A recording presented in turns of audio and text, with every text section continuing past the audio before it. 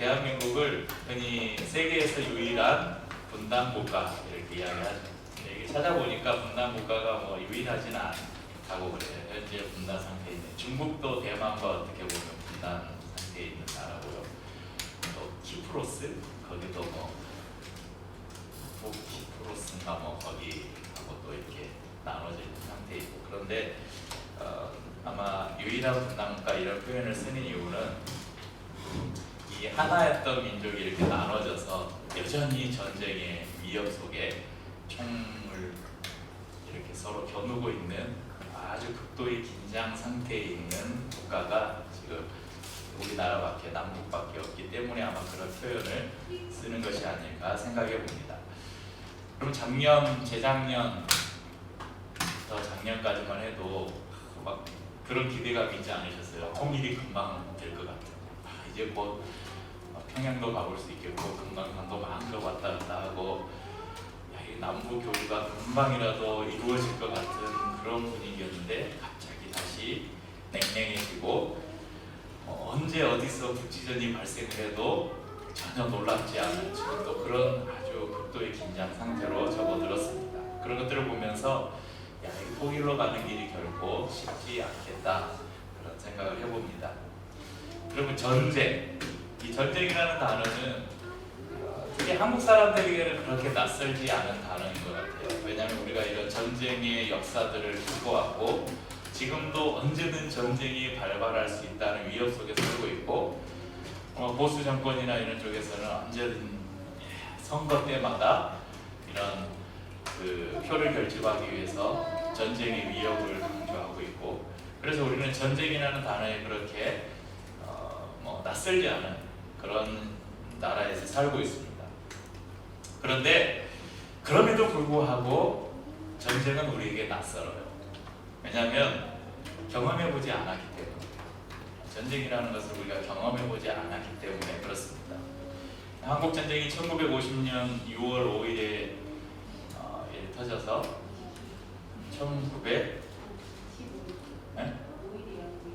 6월 25일이라고 제가 안 했나요? 1950년 6월 25일에 써져 있는데 1953년에 일전했으니까 3년 동안 전쟁이 있었는데 그러니까 50년에 그래도 저희가 여러분 옛날 내가 기억할 수 있는 그 예전 시절을 한번 돌이켜 본다면 그럼 한 초등학교 시절 정도는 기억에 조금씩 남아 있죠. 아마 유치원 때 기억은 거의 없는 것 같아요. 저도 제가 학교를 안 갔을 때 무슨 일이 있었나 거의 기억이 안 나요. 아무리 인상 깊었던 그 아직도 기억에 남는 사건 하나는 잔치하려고 사다는 동네 어느 집의 음식에 친구들하고 그 음식을 다 솥에 넣고 끓였는데 거기에 쥐약도 같이 넣어가지고 끓여가지고 못 먹고 다 버렸다. 그것도 저희 어머니가 이야기해 주셔서 희미하게 그런 기억이 가지고 있는데 잘 기억을 못해요. 그러니까 6.25 전쟁을 기억하려면 당시 한 초등학교 나이 정도, 그러니까 50년에 일어났으니까 그때 그 계산을 해보면 아마 6.25가 올해가 70주년인가 71주년인가 70주년이었나요? 71주년. 그러니까 지금 한 78, 80 이 정도 나이대 전쟁을 경험하신 분들이 아마 조금 그 어린 시절에 전쟁이 일어났던 것을 그리고 그 전쟁 이후의 참상을 조금 기억하고 있지 않을까. 저희 아버님이 40년생이니까 저희 아버님이 딱 그 10살 정도의 전쟁을 경험한 거죠. 근데 그 이후의 사람들은 솔직히 기억하지 못할 것 같아요. 그저 그 TV 다큐멘터리에서 6.25 때 막 해주는 그런 것들 또 영화에서나 이렇게 6.25 보여주는 것을 통해서 간접 경험만 했죠. 그러니까 저희 세대만 하더라도 그런 거 있잖아요. 나는 공산당이 싫어요 하면서 그 이승복 어린인가요? 그 학교에 가면 동상이 있었어요. 나는 공산당이 싫어요 외쳤던 그리고 외치고 죽었나요? 기억도 안 나요 이제. 그런 동상도 있었고 막 또리 장군이라는 만화 영화가 있었는데 그 또리 장군에 또리 장군 나가신다 막 길을 비켜는 그런 만화에 북한군이 뿔다리 괴물로 나와요. 그런 것들을 통해서 뭐 북한 전쟁 뭐 이런 거 생각해보지 공산주의 뭐 이런 거 생각해봐요. 아마 지금의 세대에서는 아마 가장 최근에 이런 전쟁을 느낄 수 있었던 전쟁을 간접 경험할 수 있었던 건 아마 인천 상륙작전이라는 영화 그런 영화 그 전에 보면 태극기 휘날리며라는 영화 그런 영화를 통해서 6.25가 이런 전쟁이었구나 조금 간접적인 경험을 해봤을 것입니다. 왜 전쟁 이야기를 서두에 하냐면 오늘 저희들이 함께 나눌 이야기가 이 전쟁에 관한 이야기예요. 오늘 사도 바울이 우리에게 말해주는 것이 이 전쟁입니다. 그런데 이 전쟁이 칼과 총으로 피를 흘리고 싸우는 혈육의 전쟁이 아니라 칼과 총이 아닌 영과 육이 싸우는 보이지 않는 전쟁, 영적 전쟁을 이야기하고 있다는 것입니다. 예전에 재미있게 읽었던 김훈의 소설 칼의 노래라는 이순신 장군의 얘기를 소설로 엮은 칼의 노래라는 그 책에서 이런 이야기를 했어요. 그 이순신 장군이 이런 이야기를 했대요. 눈에 보이는 적은 칼로 벨 수 있지만 눈에 보이지 않는 적은 벨 수가 없다. 그러니까 눈에 보이는 일본 분들은 칼로 베서 죽이면 되는데 눈에 보이지 않는 적, 조정의 배신들과의 싸우고 모략하고 이런 우리 내부에서 일어나는 그런 싸움들은 눈에 보이지가 않아서 뵐 수가 없다. 그런 대사가 있었어요. 우리도 마찬가지입니다. 우리를 위협하는 눈에 보이는 적이 있으면 가서 내가 몇 대 맞고 피가 터지더라도 가서 치고 받고 싸우면 되는데 적이 눈에 보이지 않으니까 그 싸움 자체를 인식할 수가 없다는 것입니다. 그래서 우리에게 필요한 것이 바로 영의 눈, 영안이라고 하죠. 영안이 열렸다. 영적인 눈이 우리에게 필요하다는 것입니다. 사도 바울은 오늘 말씀에서도 그리고 또 그의 서신서 곳곳에서도 이 영적 전쟁을 말하고 있습니다. 갈라디아서 5장 17절에는 육체의 소욕은 성령을 거스리고 성령은 육체를 거스르나니 이 둘이 서로 대적함으로 너희가 원하는 것을 하지 못하게 하려 함이니라 이렇게 말씀하고요. 또 에베소서 6장 12절에는 저희가 잘 아는 영적 전쟁에 대해서 이야기하고 있습니다. 우리의 씨름, 우리의 싸움은 혈과 육을 상대하는 것이 아니요 통치자들과 권세들과 이 어둠의 세상 주관자들과 하늘에 있는 악의 영들을 상대함이라 이렇게 말씀합니다. 사도 바울은 그리스도를 만난 이후에 자신 안에서 일어났던 싸움을 통해서 세 가지 사실을 깨달았는데요. 첫째는 이 싸움, 자신이 싸웠던 이 싸움은 지식이 해결해주지 못한다는 것입니다. 7장 9절에 보면요, 오늘 저희가 읽지는 않았지만 7장 9절 말씀을 보면 이렇게 기록합니다. 전에 율법을 깨닫지 못했을 때에는 내가 살았더니 계명이 이름에 죄는 살아나고 나는 죽었도다. 그러니까 이 말은 뭐냐면 바울이 여러분 율법을 몰랐었나요? 바울은 당대 가장 존경받고 추앙받던 가말리엘이라는 율법 선생의 한마디로 제자였어요. 문화생. 그러니까 율법에 능통한 자였어요. 그런데 그가 율법을 깨닫지 못했을 때는 율법이 자신을 자유롭게 하지 못했다. 그렇게 고백하고 있어요. 율법을 깨닫지 못했을 때 그의 자아는 막 살아서 자기가 의로운 것처럼 그래서 그리스도인들 잡아주고 막 그랬잖아요. 그런데 그의 자아는 살아있었지만 영은 죽었다는 거죠. 두 번째는 자신의 결심으로는 이기지 못한다는 것을 깨달았습니다. 이 영적인 싸움은 내가 아무리 결단한다고 이기지 못한다는 거예요. 7장 15절 말씀을 보면 내가 행하는 것을 내가 알지 못하노니 곧 내가 원하는 것은 행하지 아니하고 도리어 미워하는 것을 행함이라. 그러니까 나는 내가 원하는 것이 있어요. 그게 선한 것이에요. 근데 그것을 행하고 싶은데 내 육신은 그것을 행하지 않는 거예요. 그래서 내가 아무리 이것을 행해야지 결심한다고 해서 그게 행해지는 게 아니라는 것을 깨닫는 것입니다. 세 번째는 그리스도인이라고 해서 자신의 삶에서 모든 죄와 유혹을 제거하지 못한다는 것을 사도 바울은 깨달았습니다. 7장 23절 24절을 보면 이렇게 말씀합니다. 내 지체 속에서 한 다른 법이 내 마음의 법과 싸워 내 지체 속에 있는 죄의 법으로 나를 사로잡는 것을 보는도다. 오호라 나는 공고한 사람이로다. 이 사망의 몸에서 누가 나를 건져내랴. 여러분 이 오호라 나는 공고한 사람이로다.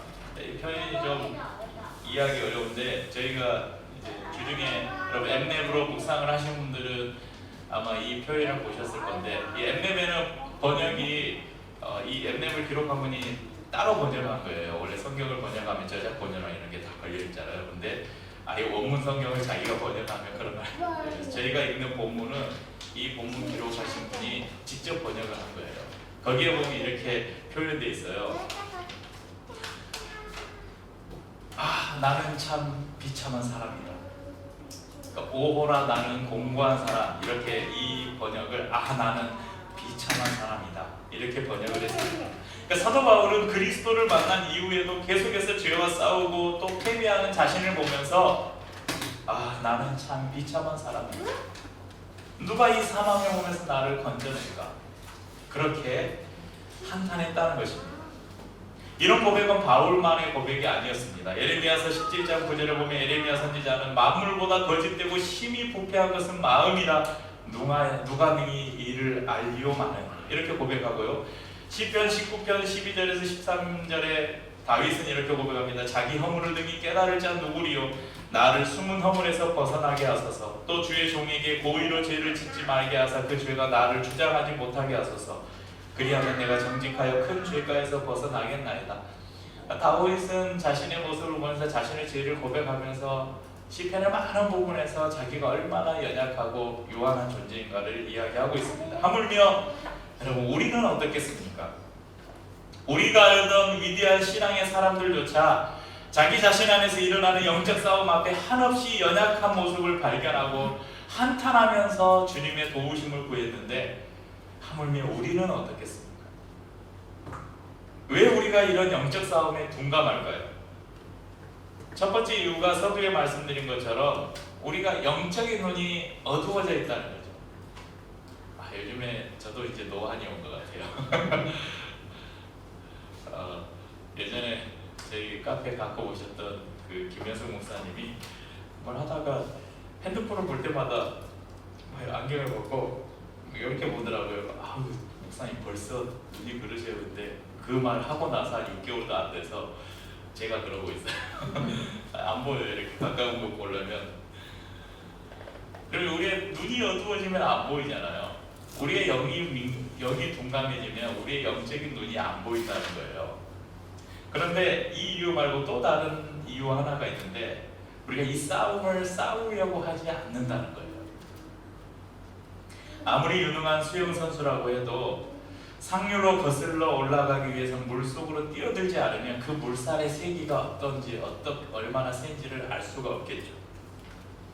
선을 행하려는 시도가 없이 여러분, 우리가 어찌 악을 깨달을 수가 있겠습니까? 그러니까 우리 안에 이 영적인 싸움에 뛰어들지 않으면 이 영적인 싸움을 우리가 느끼지 못한다는 거예요. 예수를 믿으면서도 적당히 타협하면서 세상 사람과 똑같이 그저 그렇게 살아간다면 이 싸움의 세기도, 이 싸움의 무게도 우리는 느낄 수 없을 것입니다. 그래서 잠깐은 편할지 모르겠지만 우리의 영은 점점 메말라 죽어갈 것입니다. 그럼 전쟁은 큰 아픔입니다. 이렇게 많은 사람들이 북한에게 간쓸게 다 내준다고 이렇게 이야기하지만, 여러분, 간쓸게 다 내주고 무릎을 꿇고 허리를 굽혀서라도 여러분, 전쟁을 막을 수만 있다면 그렇게 해야 돼요. 왜냐하면 전쟁의 참상이 너무나 비참하기 때문에. 그런데 우리가 싸우는 이 싸움은, 우리가 싸우는 이 전쟁은 피할 수 있는 방법이 없어요. 왜냐하면 이미 시작돼 버렸기 때문에. 이미 사단이 싸움을 걸어왔어요. 여러분, 싸움을 걸어왔기 때문에, 전쟁을 걸어왔기 때문에 그냥 가만히 있어서 죽을 수 없다는 거죠. 우리 싸워야 한다는 것입니다. 이 싸움을 위해서 하나님께서는 당신의 하나뿐인 아들을 희생시키셨습니다. 그리고 그 아들을 통해서 우리에게 승리를 선물하셨습니다. 요한일서 4장 4절에 이렇게 말씀합니다. 자녀들아, 너희는 하나님께 속하였고 또 그들을 이기었나니 이는 너희 안에 계신 이가 세상에 있는 자보다 크심이라. 우리 안에 계신 그리스도가 사단보다 강하십니다. 이미 이겨놓은 싸움을 우리가 싸우고 있는 것입니다. 하지만 완전히 끝나지 않은 싸움입니다. 그래서 오늘 제목을 끝나지 않은 전쟁이라고 그렇게 잡은 것입니다. 이 싸움은 우리가 하나님 앞에 가는 순간까지 끝나지 않을 것입니다. 그래서 이것을 신앙 용어로 하면 성화라고 이야기합니다. 성화. 그러니까 구원받은 하나님의 백성이 하나님 앞에 갈 때까지 점점 거룩해져가는 과정, 거룩할성, 대화, 거룩해져가는 모든 삶의 과정을 통틀어서 성화라고 이야기합니다. 말씀을 준비하면서 여러 주석들을 이렇게 찾아봤는데, 한 로마서 주석을 하신 분은, 한 신학자는 이렇게 성화를 표현했습니다. 너무 멋있는 말이라서, 성화는 꽃밭에서 유의하는 것이 아니라 전장에서 보투하는 것이다. 여러분, 멋지지 않았어요? 여러분, 성화, 우리가 그리스도를 믿고 하나님 나라에 갈 때까지 살아가는 우리의 삶이 꽃밭에서 꽃밭에서 희희랑랑하며 노는 게 아니라는 거예요. 전장에서 보투하는 것이다. 고된 전쟁, 고된 전투를 하는 것이 성화라는 거예요.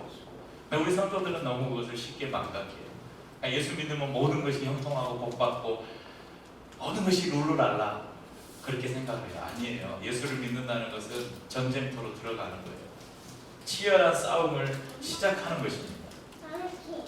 그럼 사사기 2장 10절에 보면 이런 말씀이 기록되어 있어요. 그 세대의 사람들도 다 그 조상들에게로 돌아갔고 그 후에 일어난 다른 세대는 여호와를 알지 못하며 여호와께서 이스라엘을 위하여 행하신 일도 알지 못하였더라. 여기서 나오는 그 후에 일어난 다른 세대가 누구냐면요, 전쟁을 알지 못하는 세대예요.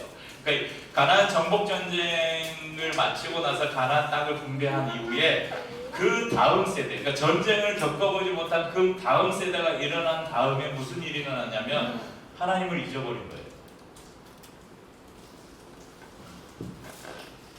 그 후에 일어난 다른 세대가 전쟁을 알지 못하는 세대, 가나안 전쟁을 잊어버린 세대에게 찾아온 것은 하나님에 대한 망각이었습니다. 우리의 삶에도 우리가 싸우고 있는 이 영적 전쟁, 우리가 지금 영적 전쟁 가운데 있다는 사실을 우리가 잊어버리고 산다면, 그저 눈에 보이는 먹고 마시는 육신의 삶에만 우리가 집착하고 산다면 우리의 영은 죽고 결국 우리는 하나님을 잊어버리게 될 것입니다.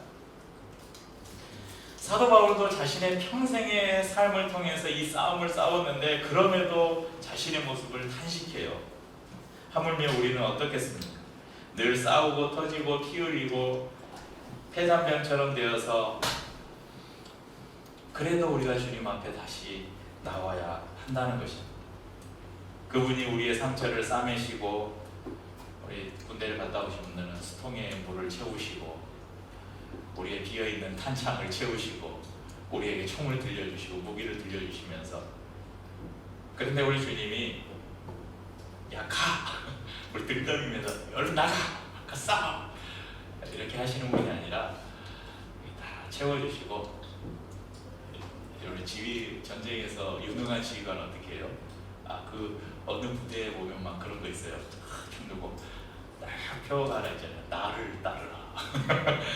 여러분, 정말 훌륭한 지휘관은 돌격하라 이게 아니라 나를 따르라 이런 지휘관이죠. 예수님께서 그렇게 하신다는 거예요. 우리 앞서 행하시면서 나를 따라와라. 우리가 예배 마치고 이렇게 헤어지거나 성도들을 서로 축복하고 격려하면서 이런 말 하잖아요. 승리하세요. 한 주간도 승리하십시오. 이렇게 많이 격려하잖아요. 네. 우리가 승리하라고 그렇게 이야기하지만 우리가 항상 승리하지 않아도 돼요. 때로는 패배하기도 하고, 때로는 후퇴하기도 하고, 피를 흘릴 수도 있습니다. 그렇지만 좌절하지 않으면 돼요. 주님께서 우리를 다시 이렇게 세우시기 것이기 때문입니다. 주님만 따라가면서 최선을 다해서 선한 싸움을 싸우시기를 바랍니다. 그럴 때 사도 바울을 통해서 우리에게 주신 말씀이 이루어질 것입니다. 제가 참 좋아하는 말씀인데 여러분 마음에 담아두십시오. 디모데후서 4장 7절에서 8절에 사도 바울이 이렇게 우리에게 권면하는데, 나는 선한 싸움을 싸우고 나의 달려갈 길을 마치고 믿음을 지켰으니 이제 후로는 나를 위하여 의의 면류관이 예비되었으므로 주 곧 의로우신 재판장이 그날에 내게 주실 것이며. 여기서 말씀이 끝나버렸으면 당신이니까 그러겠죠. 사도 바울은 당신은 위대한 사도고 그렇게 멋있는 삶을 살았으니까 그래요. 당신은 주님 앞에 가면 정말 하늘의 면류관을 받을 것이에요. 부러워요. 이러고 끝날 것인데 그 위에 성경 구절이 안 끝나고 남아있어요. 의로우신 재판장이 그날에 내게 주실 것이며 내게만 아니라 주의 나타나심을 사모하는 모든 자에게도니라. 그러면서 사도 바울 이후의 믿음을 지키며 이 선한 싸움을 살아갈 모든 성도들에게도 이 의의 면류관을 약속해주고 있다는 사실입니다. 사랑하는 성도님들, 우리 삶이 좀 힘들고 어려울지라도 우리가 좀 남과 북에 언제 전쟁이 일어날까 이런 극한의 대치 속에서 그것을 전쟁을 두려워하면서 하나님 이 땅에 평화를 주십시오, 그렇게 평화를 바라는 마음, 그 이상으로 우리의 삶에서 늘 우리의 심령 안에서 일어나는 이 죄와의 싸움, 우리의 육체와의 싸움을 우리가 인식하고 오늘도 내 속에서 늘 사단과의 영적 전쟁이 끊임없이 일어난다는 사실을 기억하면서 예수 그리스도의 이름으로 우리가 이 영적 싸움에서 늘 싸우고, 때로 여러분 실패하고, 그래서 사도 바울처럼 나는 나는 비참한 사람이다 이렇게 좌절할 때가 있을지라도 여러분 절망하지 마시고 사도 바울이 고백한 것처럼 선한 싸움 싸우고 믿음의 길을 다 마친 후에 의로우신 재판장 그분께서 나에게 의의 멸류관을 예비해 두셨을 것이라는 믿음의 확신을 가지고 늘 이 싸움을 싸워가시는 우리 성도님들 되시기를 주님의 이름으로 축복합니다.